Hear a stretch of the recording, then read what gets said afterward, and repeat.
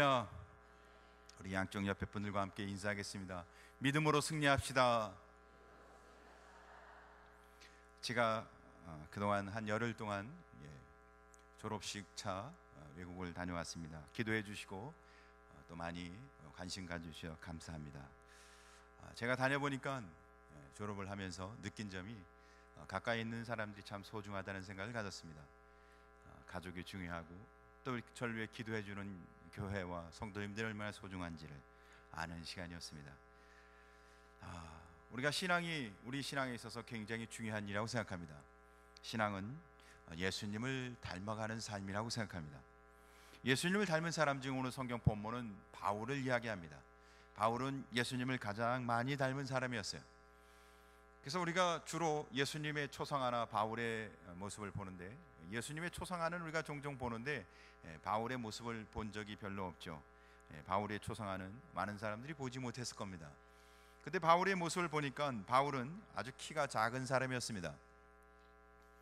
그뿐만 아니라 그는 성격도 온건하지만 몸이 좀 마른 사람이었고, 좀 약간 다리가 구부러진 이렇게 오다리였는 것 같습니다. 그러니까 다리가 이렇게 구부러지고 키도 작고 삐삐 마르고, 거기다 머리는 별로 없는데 작은 조금 남은 머리는 곱슬머리이고 대머리에, 그리고 눈썹이 많고 코는 약간 길쭉하면서 크고 생긴 게 좀 약간 이상하지 않습니까? 바울의 모습을 봤을 때는 예수님의 모습을 전혀 닮지 않은 것 같아요. 우리가 예수님의 모습은 초상화로 많이들 보셨을 겁니다. 예수님의 모습은 그냥 절 보면 여기서 좀 웃으라고 제가 예수님은 좀 어떠세요? 키도 크시고 잘생기고 그런 분으로 우리가 보통 초상화가 그려져 있죠. 그런 모습에 비해 바울은 전혀 성경이 그런 사람이 아니에요. 닮지 않았습니다. 그러니까 외모를 닮았다는 뜻이 아닙니다. 예수님이 갖고 있는 그 신앙, 예수님의 그 모습, 성품을 닮았다는 겁니다. 신앙은 모습을 닮아가는 게 아니라 뭘 닮아야 되는 거예요? 예수님의 그 성품, 예수님이 갖고 있는 신앙의 모습을 닮아가는 것입니다. 사랑하는 성도 여러분, 우리는 예수님을 닮아가는 신앙인이 되시길 주의 이름으로 축복합니다. 외모뿐만 아니라 마음이 닮아가면 외모도 닮아가지 않습니까? 그래서 저희 부부가 한 이제 20년 좀 가까이 살았는데 저희가 많이 닮았다고 얘기하더라고요. 점점 닮아가는 것이죠. 그래요. 우리가 신앙생활을 하면 할수록 예수님을 닮아가는, 예수님이 보여준 그 신앙의 모습대로 따라가는, 그래서 성경이 말한 대로 살아가는, 성경이 보여주는 신앙으로 예수님의 모습이 우리 삶 속에 배어나는, 그래서 예수님 닮았다고 소리 듣는 그런 신앙인이 되시길 주의 이름으로 축복합니다. 저는 그것이 신앙이 성장하는 것이고 그것이 신앙으로 살아가는 신앙인의 복이라고 생각합니다. 우리의 삶 속에 그런 신앙의 복이, 예수님을 닮아가는 은혜가 우리 안에 넘쳐나길 간절히 소원합니다. 그래서 오늘 성경 본문은 바로 바울이 베드도 총독에게 신문을 당하고 있는 중에 그가 어떤 죄목으로 지금 그가 어떤 사람인지를 보여주고 있는 모습을 통해서 그가 얼마만큼 예수님을 닮았는지, 바울이 얼마만큼 예수님의 모습을 따라 살아가고 있는지, 우리도 함께 그 은혜를 나누며 우리의 모습이 예수님을 닮은 모습이 많이 드러나는 복된 신앙이 되시길 주의 이름으로 축복합니다. 그래서 첫째로 예수님을 닮은 바울의 모습은, 첫째, 스스로 자처한 고난을 당합니다.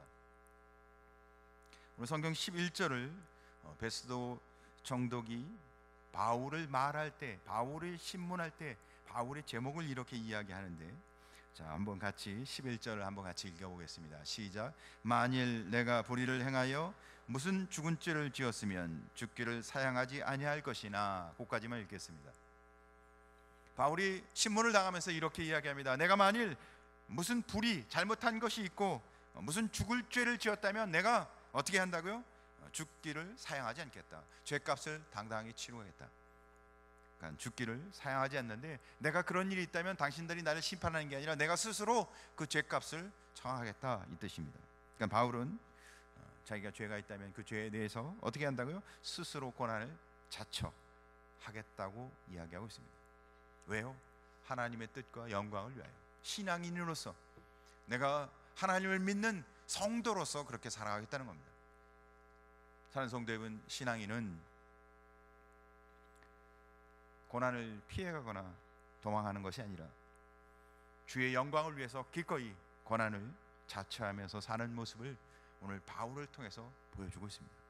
그래서 사도행전 20장 성경을 살펴보니까 22절에 보라 이제 나는 성령에 매여 예루살렘으로 가는데 거기서 무슨 일을 당할지 알지 못하노라. 예루살렘을 올라가는데 주변 사람들이 다 만류합니다. 너 가면 큰 고난을 당하고 혹시 죽을지도 모른다. 바울도 이야기하는 거예요. 나도 그 길을 가면 내가 무슨 일을 당할지 모를, 고난이 어떻게 있을지 모른다. 하지만 난 가겠다. 고난이 있어도 힘들어도 그 길 가겠다. 그래서 23절에 이렇게 이야기합니다. 오직 성령이 각 성에서 내게 증언하여 결박과 환난이 나를 기다린다 하시나. 성령께서도 이야기해 주세요. 네가 예루살렘에 올라가면 결박과 환난, 죽을지도 모르는 고난과 고통이 있다는 거예요. 예수 잘 믿고 예수님 은혜 가운데 말씀대로 살아가는데 정말 힘든 일, 고난, 역경이 있을 수 있다는 거예요. 그래도 나는 말씀대로 살겠다고 이야기하는 것입니다. 하나님 말씀대로 잘 살려면 말씀을 잘 배워야 합니다. 훈련도 받아야 합니다. 새벽 기도하고 성경 공부하고 말씀 가운데 늘 함께 살아야 합니다. 힘들죠. 세상 살기도 힘든데. 하지만 나는 그런 고난쯤은 주님을 위해서 성도로서 마땅히 그 고난을 감당하겠다. 사랑하는 성도 여러분, 그런 마음이 드는 신앙인이 되시길 주의 이름으로 축복합니다. 신앙은 주를 위해서 내가 주님 말씀대로 살아 성도로 살아가기 위해서는 고난도 감당하겠다고 은혜의 마음이 드는 것이 성도의 참된 신앙인 줄 믿으시길 주의 이름으로 축복합니다. 그러니까 바울은 자기가 하나님의 뜻을 주님 뜻대로 살아가기 위해서는 스스로 자처하여 고난받기를 원하는 사람이었다는 겁니다. 그러니까 주님 뜻 위에 살아가는데 받는 고난을 두려워하지 않았다는 것입니다. 그 고난을 감당하며 도리어 주님 영광과 성도의 삶을 살아가기를 기뻐했다는 것입니다. 사랑하는 성도 여러분, 그것이 예수님과 닮은 것과 무슨 상관이 있겠어요? 왜 닮은 거예요? 예수님을 그게요? 바울이 바로 예수님도 고난을 자처하신 분이었기 때문입니다. 예수님이 고난을 자처하신 분이었습니다. 예수님이 이 땅에 오셔서 우리의 죄와 허물을 위해 십자가에 죽으셨습니다. 십자가는 고난이며 고통이며 죽음이며 저주입니다. 그런데 예수님은 그 고난을 기꺼이 자처해서 받으십니다. 얼마든지 피할 수 있었다는 얘기입니다. 불가항력적 고난이 아니었어요. 피할 수 없는 고난이 아니었다는 겁니다. 얼마든지 피하고 얼마든지 고난을 받지 않을 수 있는 것이 예수님이었습니다. 하지만 하나님의 아들이신 예수님은 그 고난을 자처하여 스스로 그 고난의 길로 갑니다. 왜? 우리를 구원하기 위해서, 우리를 죄에서 건지시기 위해서. 그래서 성경은 그 십자가의 길을 가는데 12영인이 되는 천사를 동원할 수 있었다고.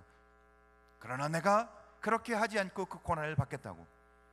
12영이 되는, 그러니까 한 영은 군대를 뜻하는 것인데 한 군단을 뜻합니다. 한 군단은 6,000명 정도를 이야기해요. 그러면 6, 7만 명 정도의 천사 군대를 동원할 수 있다는 뜻입니다. 그러니까 예수님이 원하기만 한다면 십자가의 고난은 예수님께 없는 겁니다. 그러나 우리를 위하여, 하나님의 뜻을 이루기 위하여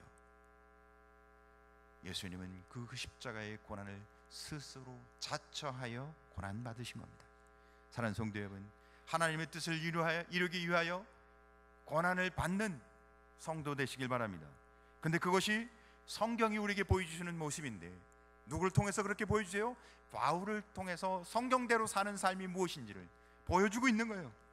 하나님의 뜻을 위해서 고난받는 자가 성도의 삶이라고 말씀하고 있다는 것입니다. 우리가 세상을 살아가면서 세상이 강박하고 어렵습니다. 왜 어려울까요? 우리가 세상 살아가는데 어려운 일이 많지 않습니까? 강박하고 어려운 일들이. 때로는 좀 피해가고 싶은 일도 있고, 왜 세상이 이런지 회한이 있어요. 왜 세상은 이런지 답답해요. 그래요. 스스로 고난받기 자처하는 사람이 많다면 세상은 좋아질 것입니다. 교회는 아름다워질 것입니다. 교회는 믿음과 신앙의 아름다운 공동체로 점점 천국 같은 교회가 될 것입니다. 그래요. 강도 맞은 자가 기절하여 넘어져 있을 때 제사장, 레위인 사람들은 그냥 지나갔습니다. 그들은 거룩한 사람이었기 때문에 시체를, 죽어가는 사람을 만지지도 않고 도와주지도 않고 지나갑니다. 그들은 그들은 분명한, 자기 의가 분명한 사람들이었습니다. 그런데 도리어 개처럼 여김받았던 이방인 사마리아인 사람은 어떻게 해요? 그 죽어가는 강도 맞은 사람을 치료하고 그를 여관으로 데려가서 책임져주고, 어떻게 해요? 그는 그렇게 할 이유가 전혀 없는데도 불구하고 스스로 고난을 자처하고 있습니다. 한 영혼을 위해, 생명을 위해. 사는 성도 여러분, 우리는 구원받은 하나님의 백성으로 주님 나라와 주님 뜻을 위해 살아가는 성도 되길 주의 이름으로 축복합니다. 나를 위해서 사는 사람이 아니라, 내 인생을 위해 살아가는 성도가 아니라, 날 구원하신, 그러니까 제일 중요한 건 날 구원하신 예수님의 은혜를 아는 것입니다. 그래서 날 구원하신 예수님의 은혜를 아는 자마다, 그들이 성도인데 날 구원하신 예수 그리스도의 은혜를 아는 자로서 주님의 뜻과 주의 영광을 위하여 기꺼이 어떻게 해요? 어려움도 감당하며 희생하며 헌신하며 살라는 것입니다. 나의 불편함을 이야기하는 것이 아니라 주의 영광을 위하여 스스로 고난받기를 사모하는 자. 오늘 성경은 그런 사람들이, 오늘 성경 중에 바울이라고 이야기하는데, 그 바울은 바로 그것이 예수님을 닮은 모습이라고 이야기하고 있다는 것입니다. 사랑하는 성도 여러분, 스스로 주의 영광을 위하여 고난받기를 원하는 예수님을 닮아가는 성도가 되길 주의 이름으로 축복합니다. 두 번째로 예수님을 닮아가는 바울의 모습, 두 번째는 복음을 위해 당하는 고난입니다. 그는 복음을 위해 고난을 받고 있습니다. 오늘 19절 성경을 한번 같이 읽어보겠습니다. 시작. 오직 자기들의 종교와 또는 예수라 하는 이가 죽은 것을 살아있다고 바울이 주장하는 그 일에 관한 문제로 고발하는 것뿐이라. 베소도가 아그리빠 왕에게 바울의 죄목, 저가 지금 심판받는 죄목이 무엇인지를 설명하는 성경 구절입니다. 그런데 그가 지금 고소당한 이유는 개인적으로 그가 갖고 있던 어떤 죄목이 아니고, 그가 로마의 어떤 죄를 지은 것이 아니라 예수와 복음과 구원에 관한 것 때문에 지금 고소당했다는 거예요. 한마디로 말하면 어떻게 해요? 복음을 위해 당하여 고난을 받고 있다고 베스도 총독이 지금 이야기해 주고 있는 겁니다. 사랑하는 성도 여러분, 여러분은 어떤 이유 때문에 고난받고 있습니까? 왜 고난받고 있나요? 어려움이 왜 생기신가요? 왜 불편한가요? 지금 불편한 이유가 무엇인가요? 복음 때문인가요? 아니면 자신 때문인가요? 바울은 유대인과 이방인에게 복음을 전하기 위해 지금 고난받고 있다는 겁니다. 그런 면에서 예수님을 닮았죠. 바울은 평생 동안 고난받은 사람이었습니다. 그는 평생 동안 고생한 사람이었습니다.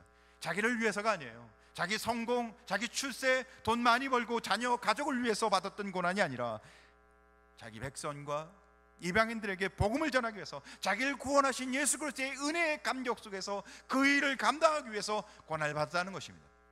여러분을 구원하신 예수님의 은혜에 감격하며 그 은혜 안에 사시길 주의 이름으로 축복합니다. 예수님도 바로 우리를 위해 고난 받으셨습니다. 예수님 위해 십자가에 죽으셨습니까? 바로 내 죄, 우리의 죄를 위하여 예수님 십자가에 고난 받으셨습니다. 그분이 이 땅에 오셔서 얼마든지 왕으로 사실 수 있었습니다. 이스라엘의 왕으로 존경받으며 모든 사람에게 사랑받으며 그는 군림하며 지배하며 살 수 있었습니다. 그러나 예수님은 이스라엘 왕이 될 야욕이 없으셨습니다. 모든 사람들이 존경하는 선지자나 교사로서 그가 얼마든지 지낼 수 있었지만 그는 그렇게 하지 않으셨습니다. 도리어 그는 자기 백성, 우리를 위하여, 우리를 구원하기 위해서 십자가의 고난을 기꺼이 감당하십니다. 우리를 구원하기 위해서 당한 고난, 그것이 예수님의 고난이십니다. 복음을 위해 당한 고난이셨죠. 그래요, 우리가 이 땅에 사는 동안도 우리도 고난받습니다. 세상에 고난받지 않는 사람은 아무도 없습니다. 고난 없는 사람이 어디 있습니까? 누구나 다 고통과 고난과 역경과 아픔이 있습니다. 오늘 이 자리에 오신 분 중에도 아마 눈물을 머금고 아파하며 고통하며 오신 분도 있을 것입니다. 고난 없는 세상은 없다는 뜻입니다.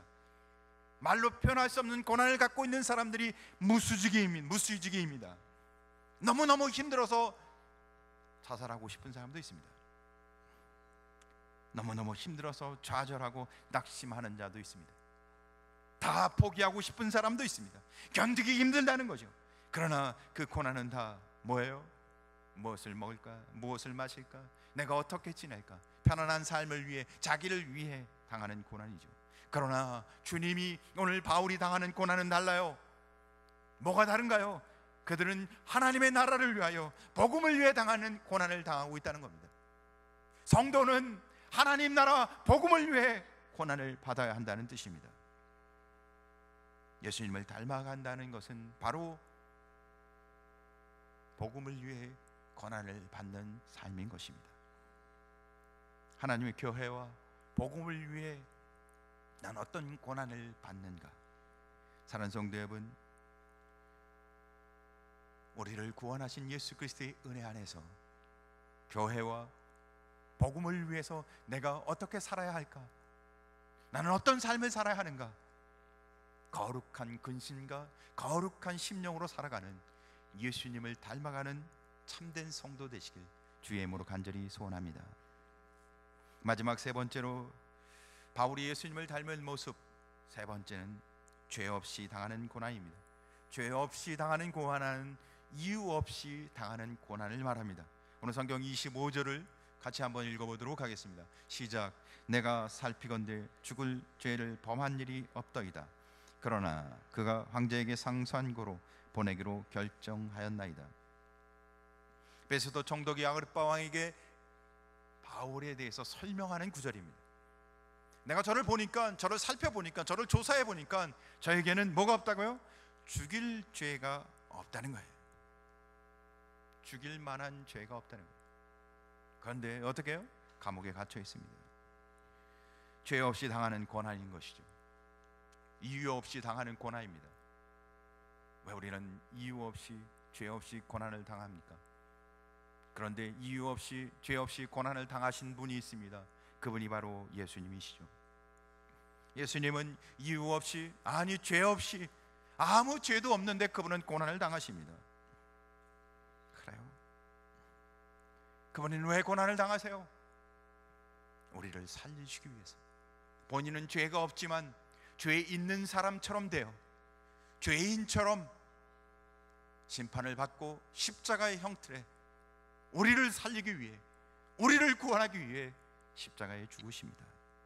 누가복음 23장 4절에 보니까 빌라도가 대제사장들과 무리에게 이르되 보라, 내가 보니 이 사람에게 죄가 없도다. 빌라도가 유대인 앞에서 선언합니다. 내가 보니 이 사람에게는 죄가 없도다. 죄가 없는데 예수님은 바로 십자가에 죽으십니다. 죄가 없는데 예수님은 십자가에 죽으십니다.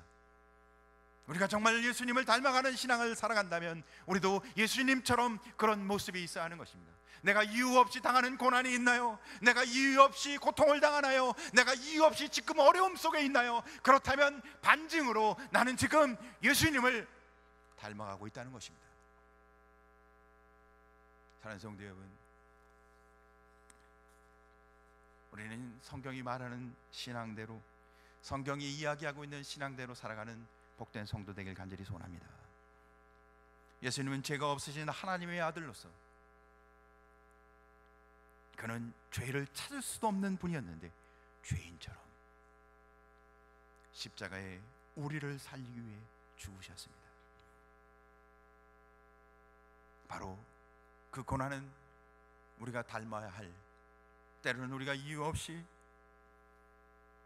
죄 없이 어려움을 당할 때마다 우리도 내가 예수님처럼 주의 영광과 주의 나라를 위해서 내가 기꺼이 감당하는 믿음과 신앙의 복된 자들 되시길 주의 이름으로 간절히 소원합니다. 베드로전서 2장 1장 20절을 보면 이렇게 기록되어 있습니다. 죄가 있어 매를 맞고 참으면 무슨 칭찬이 있으리요? 그러나 선을 행함으로 고난을 받고 참으면 이는 하나님 앞에 아름다우니라. 죄가 있는 자가 매맞는 것은 당연한 일이지만 선을 행하고도 고난을 참으면 이는 하나님 앞에서 아름다우니라. 죄 없이 당하는 고난은 하나님 앞에서 아름다운 열매라는 것입니다. 내가 이유 없이 당하는 고난을 참고 견디면 신앙의 아름다운 열매가 맺힌다는 것입니다. 죄가 없는데도 불구하고 참고 견디며 주의 영광을 위해 감당하면 세상 사람들이 놀라는 신앙의 아름다운 역사가 일어난다는 것입니다. 사랑하는 성도 여러분, 성경이 말하는 은혜가 우리의 신앙 가운데 열매로 맺혀지길 주님의 이름으로 간절히 소원합니다. 사실 이유 없이 고난을 참는다는 게 얼마나 힘듭니까?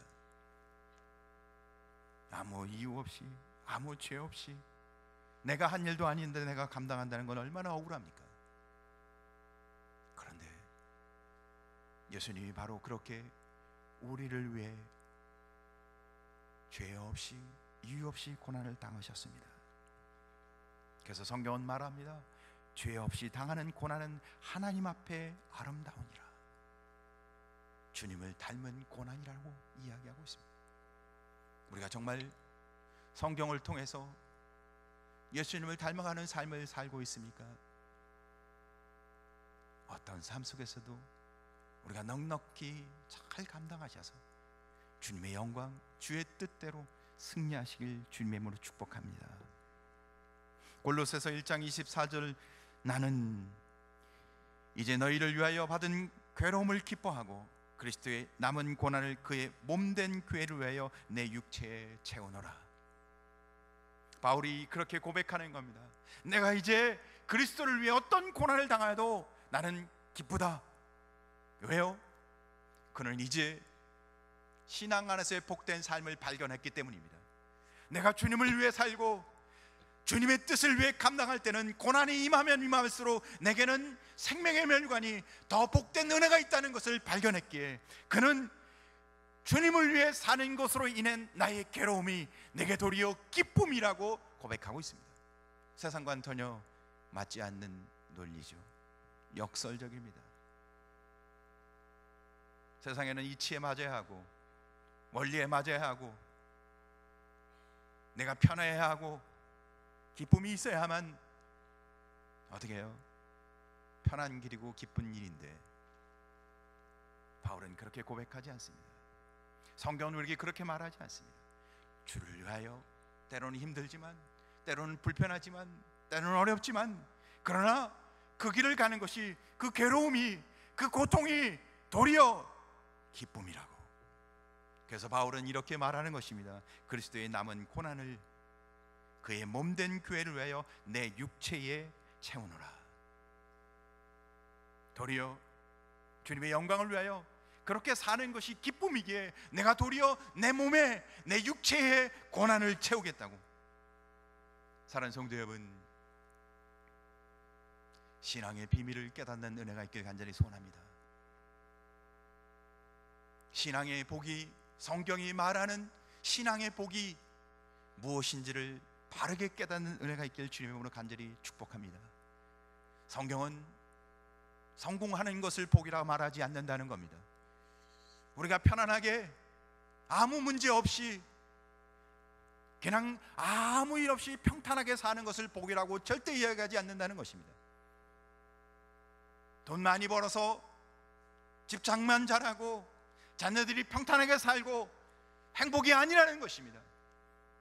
어떠한 삶을 살든 가난하든 부하든 어려움이 있든 어려움이 없든 어떠한 삶을 살든 간에 주를 위해 살아가는, 복음을 위해 살아가는, 날 구원하신 예수 그리스도의 사랑을 알고 살아가는, 그래서 그 일을 위해서는 고난이 있을지라도 자처하여 그 고난을 감당하고 복음을 위해서는 기꺼이 희생을 감당하고 이유 없이 내가 한 일인데도 아닌데 내가 한 일이 아닌데도 불구하고 어려움이 생겨도 인내하고 참고 견디며